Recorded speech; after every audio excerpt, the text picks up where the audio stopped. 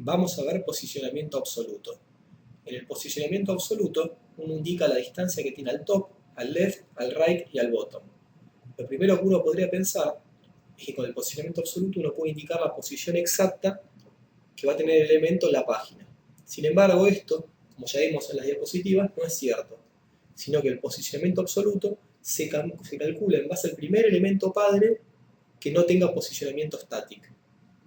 Es decir, si tengo un padre con posicionamiento relativo, mi posicionamiento absoluto se va a calcular en base a ese elemento. En este caso lo que tenemos es un div con posicionamiento static, que es el default, y un div2 al cual indicamos posicionamiento absoluto. Y le indicamos la distancia al top y la distancia al right. En este caso, como el div2 no tiene ningún padre cuyo posicionamiento no sea static, entonces se calcula en base a la página. Vamos a verlo en la Developer Tools. Para eso seleccionamos el div2 y miramos el estilo computado. Podemos ver que indicamos un position absolute y que le dijimos que el right es 10 píxeles, o sea que está a 10 píxeles de la derecha, y que el top es 50 píxeles, es decir que está a una distancia de 50 píxeles del margen superior. Vamos a ver el código HTML. Tenemos el div que es el padre de 700 píxeles, luego un div amarillo, que es este que está acá. Como podemos ver, el padre de div2 es este div que no indica un posicionamiento. Y como ya sabemos, el posicionamiento por default es static. En este div2, que es justamente el que está acá, indicamos que el position es absolute y tenemos un top de 50 píxeles y un right de 10 píxeles. Es decir, le indicamos que hay 50 píxeles al margen superior y 10 al margen derecho. Entonces la distancia se está calculando en base a la página, porque no hay ningún div padre que tenga un posicionamiento distinto estático. Vamos a hacer una pequeña modificación y vamos a definir un div padre que tenga posicionamiento relativo. Así vemos cómo cambia. Vamos a ponerle un color de fondo rojo.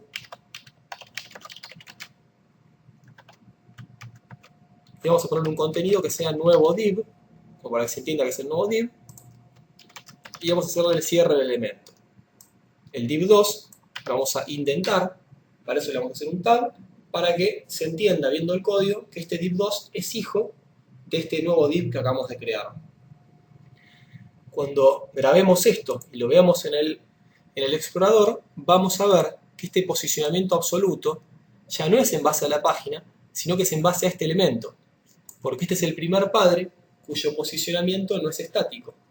Entonces se va a calcular un margen superior de 50 píxeles respecto de este padre y una distancia de 10 píxeles hacia la derecha respecto del tamaño del padre. Entonces veamos cómo queda, refrescamos y fíjense que aparece el div2, el nuevo div, perdón, que es este div que acabamos de crear, y nos aparece el div2 con posicionamiento absoluto, pero que es respecto de este div. ¿Por qué es respecto a este div? Vuelvo a repetir, porque este div no tiene posicionamiento estático, en este caso tiene posicionamiento relativo. Entonces el posicionamiento absoluto se calcula en base a este padre. Y ahí vemos los 50 píxeles de altura y los 10 píxeles de margen derecho. Todo respecto de este div.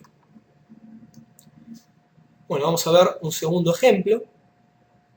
En este ejemplo lo que tenemos es el div 2.1 y el div 2.2 que están visualizados como si fuesen columnas. O sea, como si el div 2.1 fuese una columna y el 2.2 fuese otra columna. Con la Developer Tools vamos a seleccionar al div 2.1 y vamos a ver cuál es el estilo computado. Podemos ver que tiene una distancia left 0, es decir, que está pegado al margen izquierdo. Su posicionamiento es absoluto. Y lo mismo con el div 2.2. Su posicionamiento es absoluto, pero en este caso su right es 0, o sea, su margen hacia la derecha es de 0 píxeles. Y como podemos ver acá, el ancho es de 640 píxeles, que es el mismo que en el otro div. Veamos el div 2.1 nuevo. El ancho es 640 píxeles. Pero acá tenemos una particularidad, y es que nosotros no indicamos el ancho en el código HTML de 640 píxeles, porque si no, este efecto de tener dos columnas se vería solamente en una pantalla con una resolución como la que tenemos actualmente. En una resolución mayor podría quedarnos chico, porque 640 por 2 podría no ser igual al ancho de nuestra pantalla. Entonces, en vez de indicar en píxeles el ancho, lo que hacemos es indicarlo en porcentaje. Como podemos ver, en el div 2.1, el ancho lo indicamos como el 50%. Esto es algo que no habíamos visto hasta ahora, pero tanto la altura como el ancho se puede indicar en píxeles y también en porcentaje. En este caso yo prefiero indicarlo en porcentaje, como para asegurarnos que siempre cada columna sea la mitad de la pantalla. No importa nuestra resolución, siempre va a ser la mitad de la pantalla. Entonces al div 2.1 le dijimos posicionamiento absoluto, le dijimos que la distancia al left es de 0 píxeles, o sea que está pegado al margen izquierdo, y que su ancho es del 50% de la pantalla.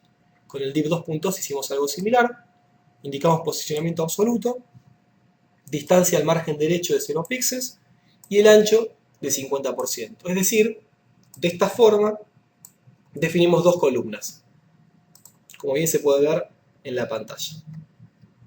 A continuación vamos a ver un ejemplo donde el efecto de dos o más columnas se puede reproducir mejor